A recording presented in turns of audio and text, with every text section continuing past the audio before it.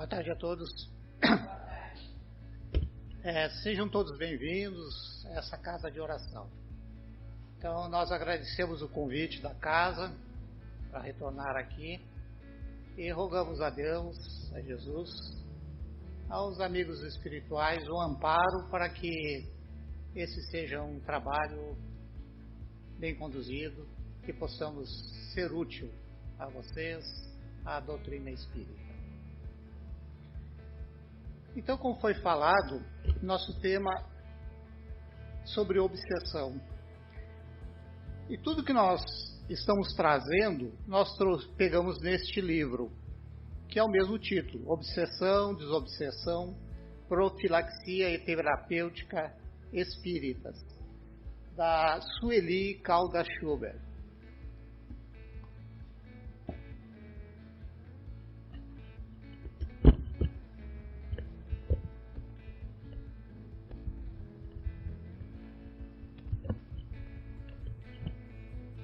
Ok, estão me ouvindo lá no fundo também?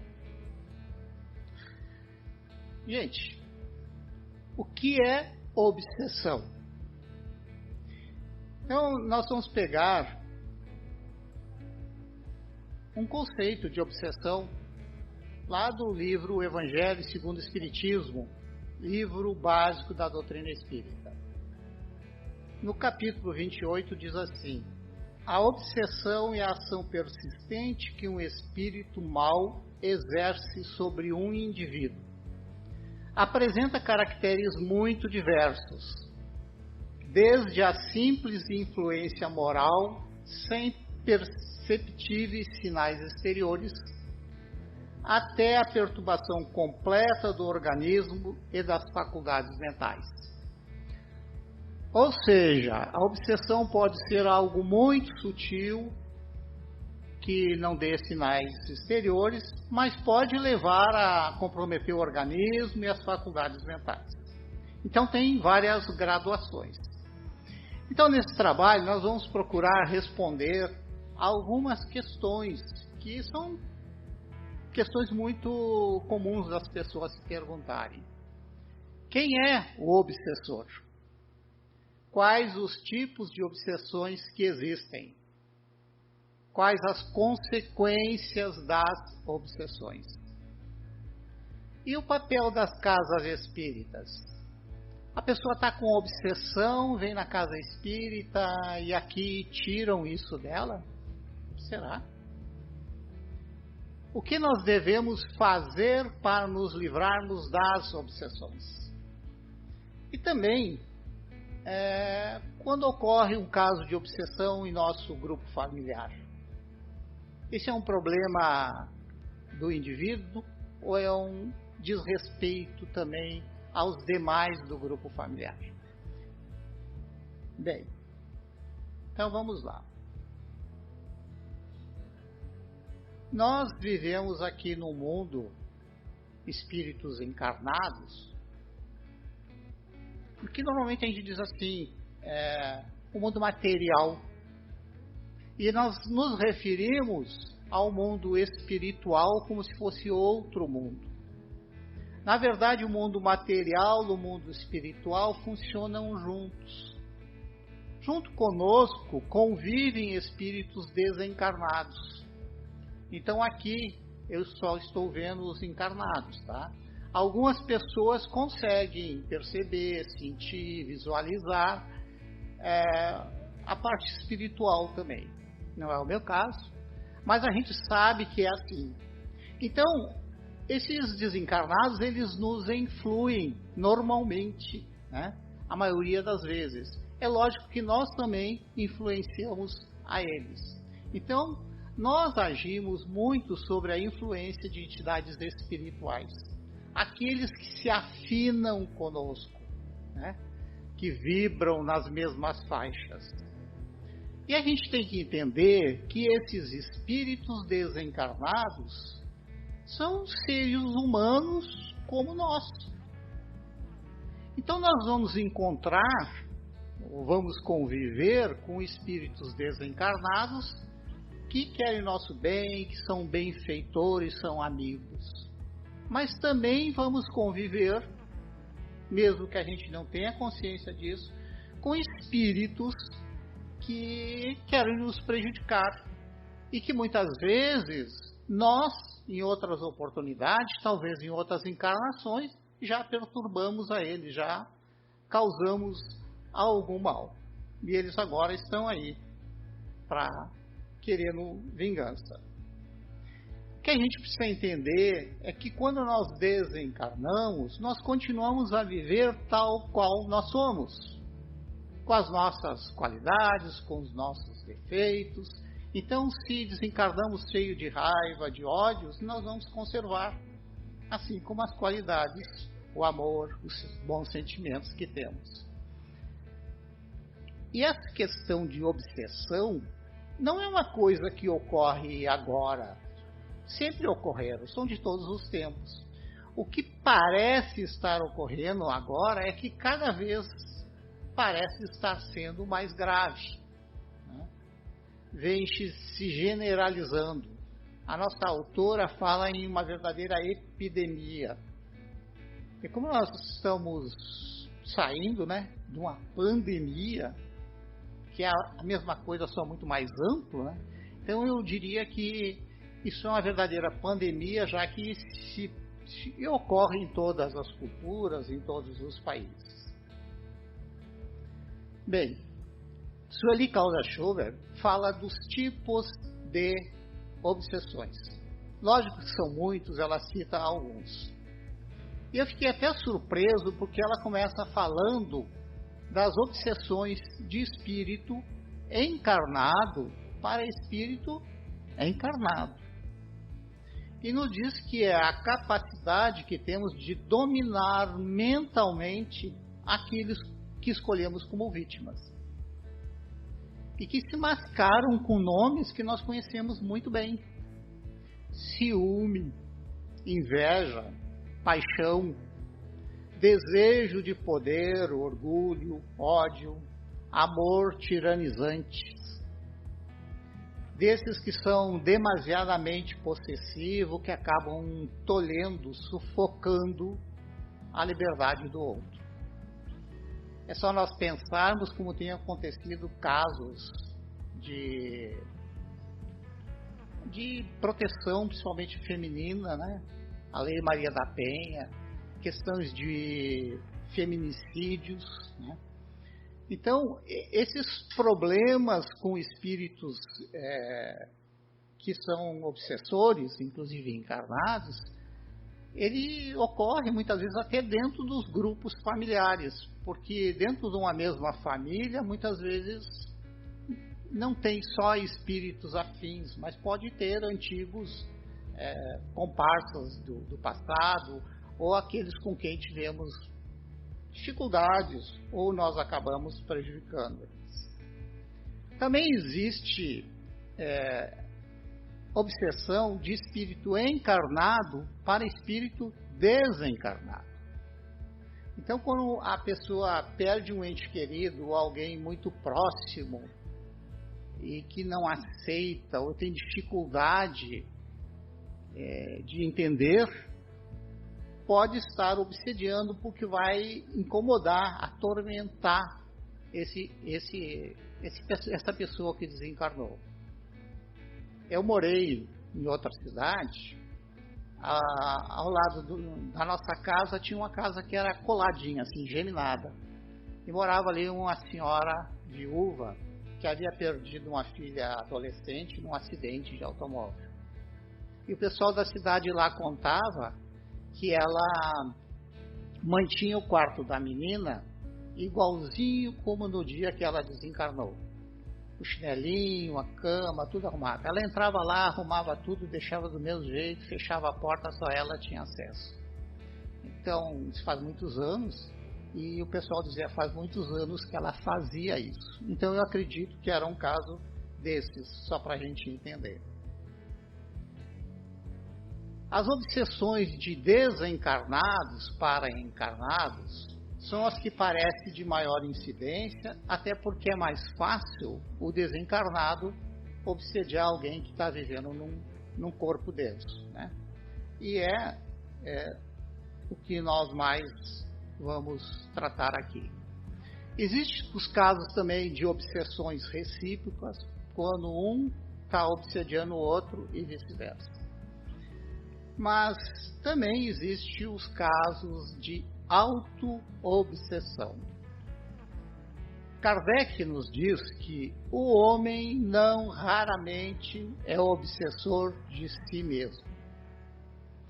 Então, assim, quando nós cultivamos, entre aspas, moléstias fantasmas, vivemos muito voltados para nós mesmos, preocupados em excesso com a nossa saúde ou despreocupados completamente dela, descobrindo sintomas, dramatizando ocorrências corriqueiras do dia a dia, nós acabamos sofrendo por antecipação, às vezes por situações que jamais irão ocorrer.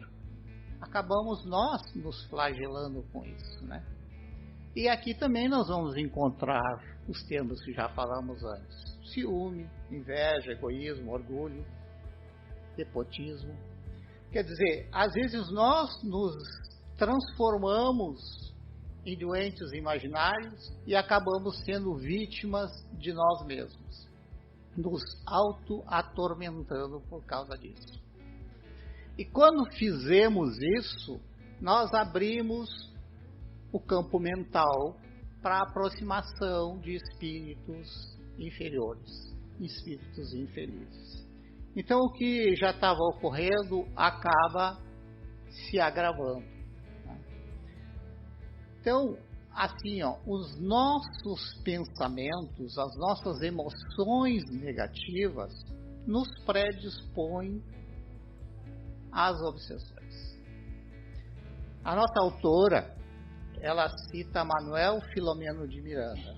E olha o que ele diz: em toda a obsessão, o encarnado conduz em si mesmo os fatores predisponentes e preponderantes.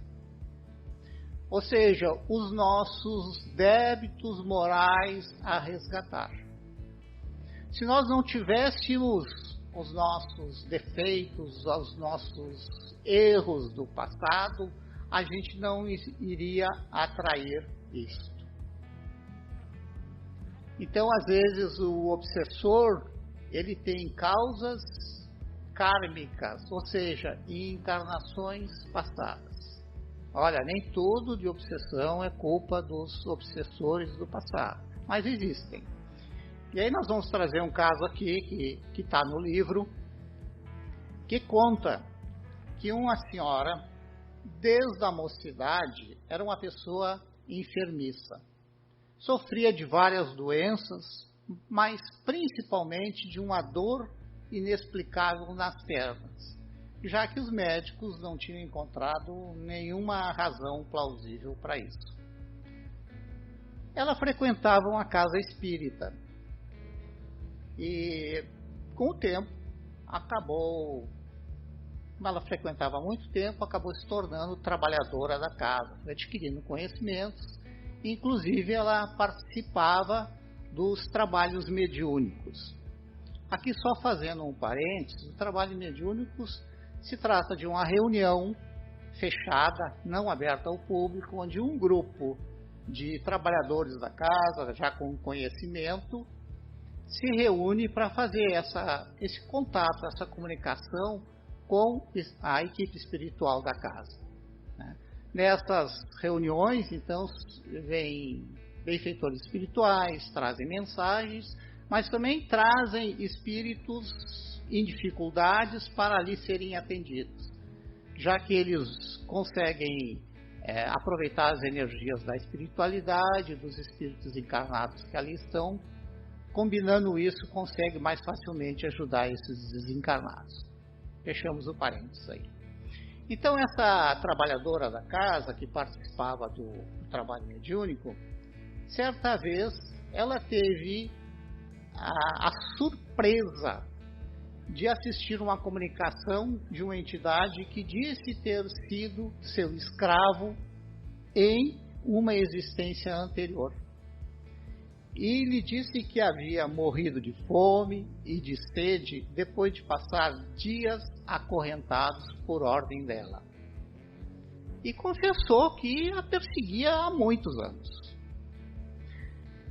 Então, após declarar isto, aquele que coordena essa reunião mediúnica dos encarnados conversou com essa entidade que estava se manifestando, fez várias ponderações e ele acabou concordando em deixá-la em paz.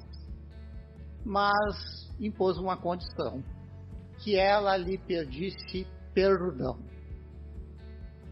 Aí a surpresa, porque ela, apesar de conhecer o mecanismo da reencarnação, conhecer a lei de amor, os ensinamentos do Evangelho segundo o Espiritismo, ela se recusou. Se recusou a pedir perdão ao negro escravo, evidenciando assim o quanto o orgulho ainda era grande nela, ela carregava dentro de si. Na verdade, ela conhecia a doutrina espírita, ela tinha conhecimento, mas ela não sentia isso. O seu coração não participava de todos esses ensinamentos. Então o texto continua e diz assim: hoje, com idade mais avançada, ela continua a carregar os seus males, agravados agora pela idade e pelo seu orgulho, padecendo principalmente das dores nas pernas, apegada, amarrada, ela sim acorrentada ao seu passado, escravo da sua prepotência, do seu orgulho. Gente, ela continua doente das mesmas causas, apesar de frequentar a casa espírita e tomar os passes todas as semanas. Tá? Então é preciso que a gente faça a nossa parte aí também.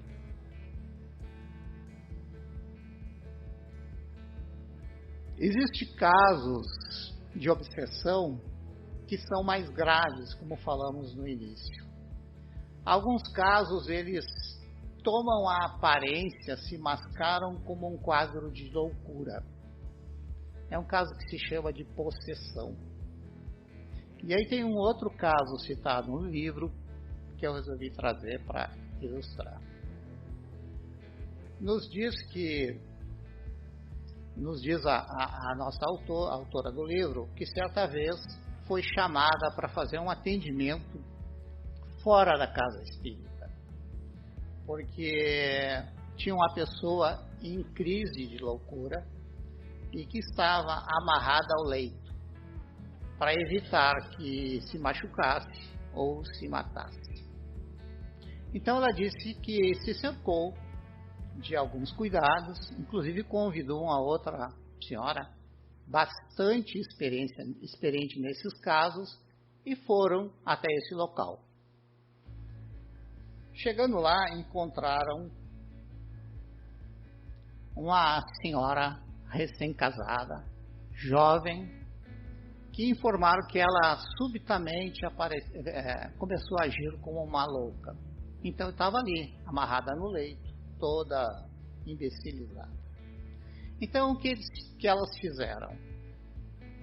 Procuraram fazer orações, leram um trecho do Evangelho segundo o Espiritismo, aplicaram passes e com isso conseguiram que aquela mulher se acalmasse, ficasse mais serena. Né? Durante esse tempo que elas estavam fazendo as orações, os passes, elas, médiums, receberam esclarecimentos de benfeitores espirituais de que o caso era de possessão e de que aquela jovem senhora deveria ser tratada espiritualmente. Mas continuando a receber os medicamentos, a terapia dos médicos, evitando que fosse internada, já que poderia ser tratada em casa mesmo. Então, com isso, ela já estava mais calma, elas conseguiram dar os medicamentos, e já que ela estava mais tranquila. Foi aí que a família se manifestou dizendo que era absolutamente contrário ao tratamento espiritual e se manifestou assim, em franca oposição a prosseguir com os trabalhos de passes, bem como qualquer outra orientação do espiritismo. Afirmaram que haviam aceito naquele momento por se tratar de uma emergência, por estarem muito chocados com a situação que alguém havia sugerido no espiritismo, eles acabaram aceitando. Então ela diz assim, diante disso nós silenciamos, quer dizer, respeitamos a decisão da família e foram embora. Mas depois ficaram sabendo que no dia seguinte essa jovem senhora foi internada numa clínica especializada e em que menos de 48 horas depois ela desencarnou vítima de uma parada cardíaca. Então é um exemplo bastante forte, né? Porque quando a coisa estava muito difícil, aceitaram o tratamento, a ajuda espiritual. E depois não quiseram mais. E eu ressalto, inclusive, que o espiritismo recomenda que não se pare o tratamento dos médicos, dos remédios, né, só porque está recebendo auxílio espiritual. Tá? Então, continuando aqui.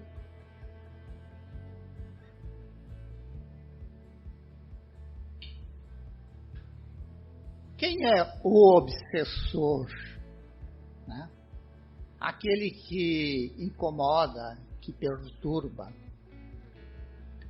Aí estamos falando do obsessor desencarnado, no caso. Gente, o obsessor é uma pessoa como nós. Tá? E mais do que isso, ele não é um estranho a nós. Pelo contrário, é alguém que privou da nossa convivência, às vezes da nossa intimidade, por vezes com estreitos laços afetivos. Talvez alguém que nós amamos outrora. Ou então é um ser desprezado pelas crueldades que recebeu de nós. E que, graças à bênção da reencarnação, do esquecimento, a gente não lembra. Tá? O que acontece é que, embora a gente não saiba quem ele nos enxerga tal qual nós fomos, ou ainda somos. Ele nos conhece de longa data e não vai se iludir se agora nós nos apresentamos com outro corpo, com outra face, ou como eles dizem, vestindo outra capa. A gente tem que entender esse caso dos obsessores, que nem todos são totalmente maus. Na verdade, os obsessores são também doentes, são doentes da alma. Eles também são sofredores. Eles também precisam de auxílio. Tá? Não vamos pensar que ele está nos obsediando, que ele não está sofrendo ou que ele não deva ser auxiliado. Não é isso. Ele sim, ele precisa de ajuda. Se ele fosse um espírito mais avançado, ele não estaria se preocupando em se vingar. Teria seguido o seu caminho e estaria mais adiantado. A outra particularidade no caso das obsessões é que nem todos os obsessores têm consciência do mal que estão fazendo. Existem casos em que eles agem por amor, por zelo, pensando em ajudar, querendo ficar junto. E vocês podem estar se perguntando, poxa, Carlos, tu está dizendo que pode ser que o meu obsessor me queira bem, me ame? É exatamente isso, gente. Acontece esse tipo de coisa. Por isso eu trouxe mais um caso, que é curtinho, que diz assim: uma senhora se viu de um instante para outro acometido de uma tristeza muito, muito grande. E de maneira inexplicável, passou a ficar muito desanimada, não descobria as causas, chorava muito, ficava muito tempo deitada, abatida. Foi examinada por médicos que não encontraram nada que justificasse. Então essa pessoa resolveu ir procurar uma casa espírita para pedir uma orientação, tomar uns passes. E na casa espírita se verificou que ela estava sob uma influência espiritual muito forte. E que a entidade que a acompanhava era sua própria irmã, desencarnada há algum tempo. Mas há um detalhe: essa irmã havia sido uma pessoa muito boa, inclusive havia entre elas uma grande afinidade, né? E então, depois disso, foi feito assim um esclarecimento numa reunião apropriada para essa irmã desencarnada. E a partir daí, então, aquela pessoa que estava com essa perturbação, ela se viu curada imediatamente. Passou a levar uma vida normal. Então, veja bem assim, ó, muitas pessoas estão despreparadas para o desencarne. Tipo assim, morreu, quer dizer, morreu o corpo, né? A pessoa continua viva. Aí sem o corpo não sabe o que vai fazer da vida, né? Aí procura um lugar muitas vezes onde se sente bem, das pessoas que ele gosta. E isso pode fazer com que aqueles com quem ela vai conviver entrem num processo de mal-estar, de perturbação. Então, gente, até para morrer a gente tem que se preparar, tá? Na verdade, morrer é morrer o corpo, tá? Nós falamos no início que existem casos de auto-obsessão. Mas o livro também nos fala que existe um processo de autodesobsessão, que é sinônimo de autoevangelização, de autorreforma. Só que muitos pensam de maneira errada que no centro espíritas vão se livrar de todos os males. Alguns trazem o pensamento pré-concebido de que vem na casa espírita e aqui vão resolver os problemas dele, como por encanto. Então eles julgam porque estão buscando auxílio espiritual que passam de imediato toda a responsabilidade do seu tratamento para os espíritos e para os espíritas. E é muito comum que essas pessoas não consigam resolver seus problemas no tempo que eles queriam, da maneira como queriam, e muitos ficam desiludidos e vão buscar ajuda em outros lugares. Tá? Então, o que nós precisamos fazer é, primeiro, a gente esclarecer o paciente o quanto a participação deles é fundamental. E nisso reside quase toda a possibilidade de êxito. Segundo Ivone Pereira, uma médium que escreveu muitos livros, no seu livro Recordações da Mediunidade, ela diz o seguinte: o obsediado, se não procurar renovar-se diariamente, jamais deixará de ser obsediado, ainda que o seu primitivo obsessor se regenere. Gente, aqui vamos procurar dar uma ilustração. Nós estamos aqui dentro de uma casa espírita hoje. Esta casa, como as outras, tem uma equipe espiritual que trabalha aqui, além dos trabalhadores encarnados. Entre outras coisas, a equipe espiritual não deixa todos os espíritos desencarnados ingressarem aqui, porque se deixasse, criariam alguma perturbação, atrapalharia o que se faz aqui, os trabalhos.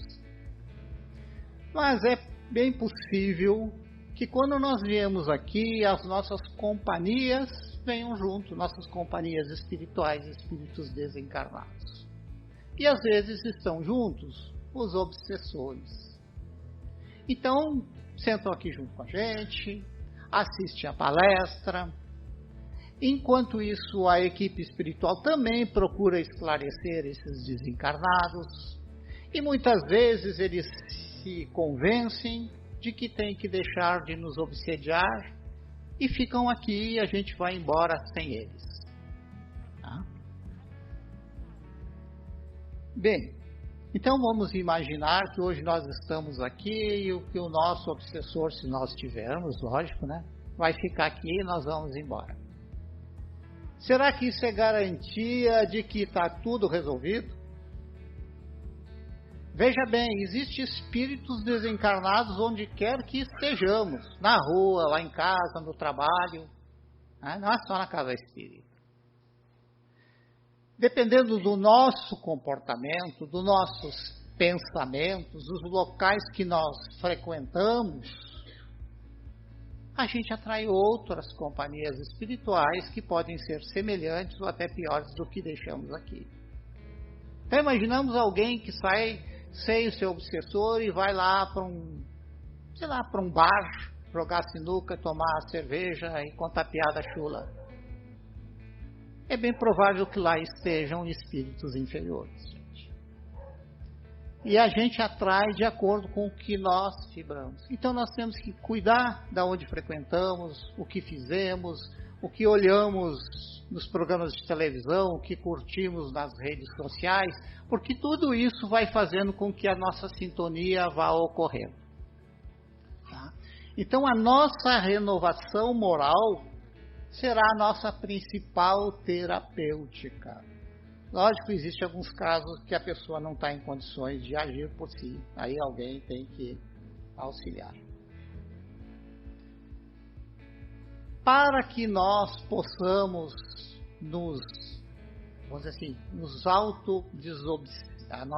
promover a nossa autodesobsessão, a prece tem um valor enorme. Segundo Allan Kardec, lá no livro A Gênese, capítulo 16, diz o seguinte: em todos os casos de obsessão, a prece é o mais poderoso meio de que se dispõe para demover de seus propósitos o obsessor.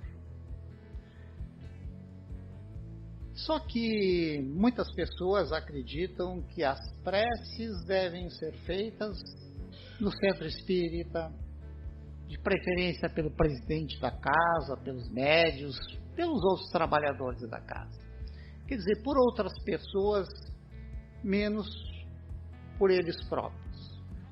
É que muitos se julgam que são incapazes de orar. Na verdade, essas pessoas não têm o hábito de orar ou foram habituadas a fazer aquelas preces decoradas que se pronunciam palavras que na verdade não brotam do coração. Então a nossa orientação é para que procurem nas suas casas fazerem o Evangelho no lar. Pegar um trecho de uma obra espírita, de preferência o Evangelho segundo o Espiritismo, num dia e o horário pré-determinado da semana, reunir a família, se possível, ler um pequeno trecho, fazer alguns comentários, que com isso a gente vai aprendendo a fazer as preces, vai se instruindo. né? Instruindo a família também, né? A nossa autora diz que se a gente já está com um trabalho buscando a desobsessão, que já tem auxílio da casa espírita, e puder fazer o evangelho no mesmo dia e horário que o grupo espírita se reúne, isso facilita a recepção. Além disso, a gente tem que pensar assim como aqui podem comparecer os nossos obsessores, nas nossas casas certamente que isso também ocorre.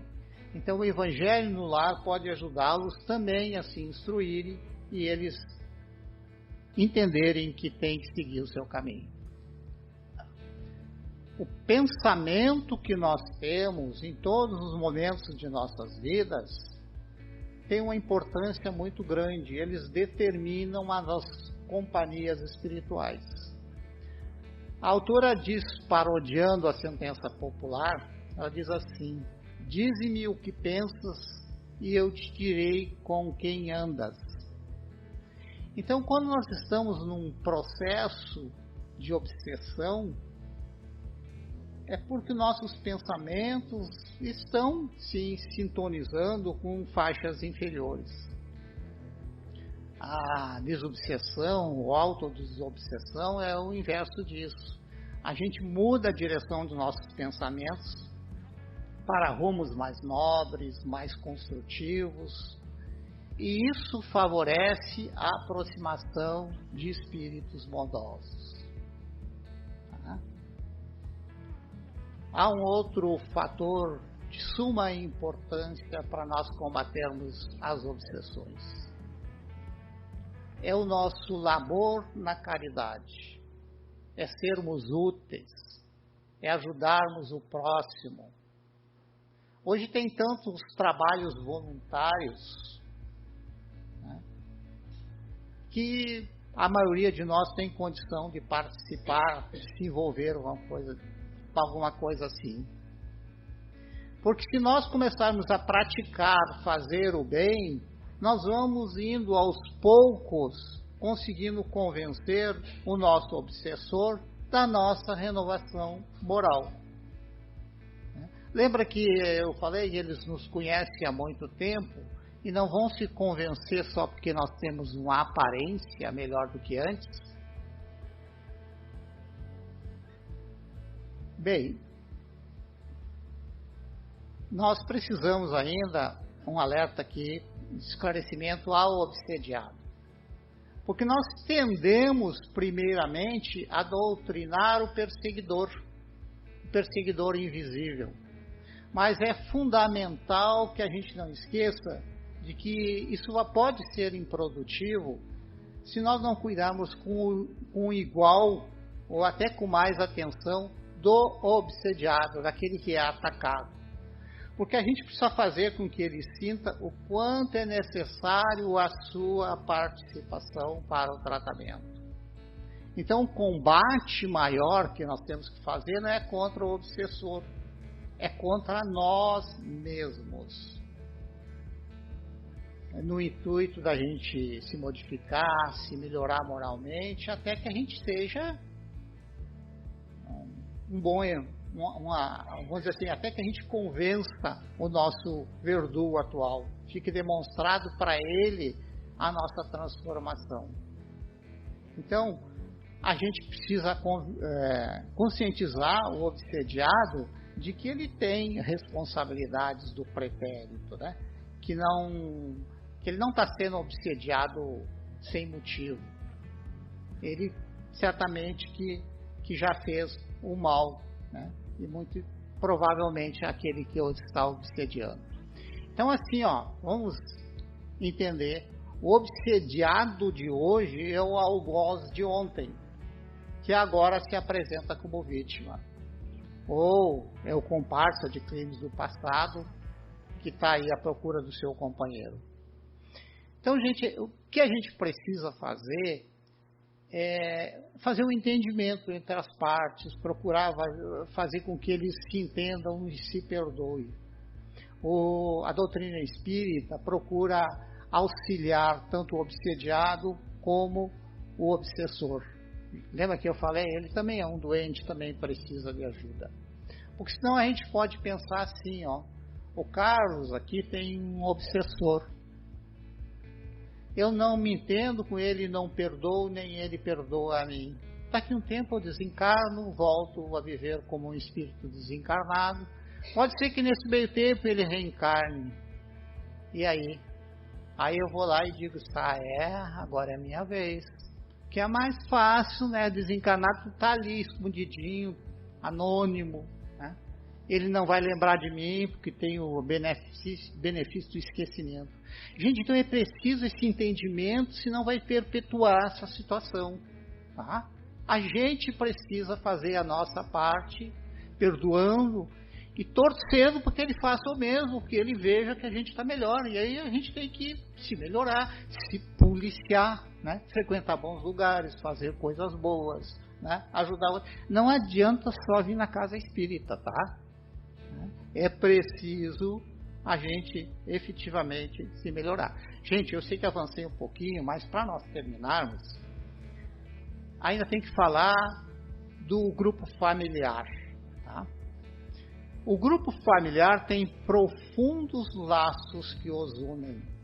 Não é apenas uma junção de espíritos encarnados debaixo do mesmo teto. Ali estão seres que há muito tempo têm os seus vínculos. E é muito comum que quando tem lá um doente que está sendo obsediado, que ele sofra restrições do grupo familiar. Eles às vezes é rejeitado, é colocado numa casa especializada, com um tratamento.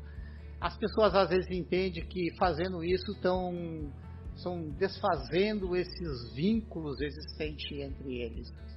Isso é um grande engano. Eles estarão assumindo responsabilidades que mais tarde terão que responder por isso. Na verdade, eles estão adiando um problema que vai retornar um dia com agravantes. É verdade que pode não ser nessa encarnação, mas certamente que vai retornar, tá, gente?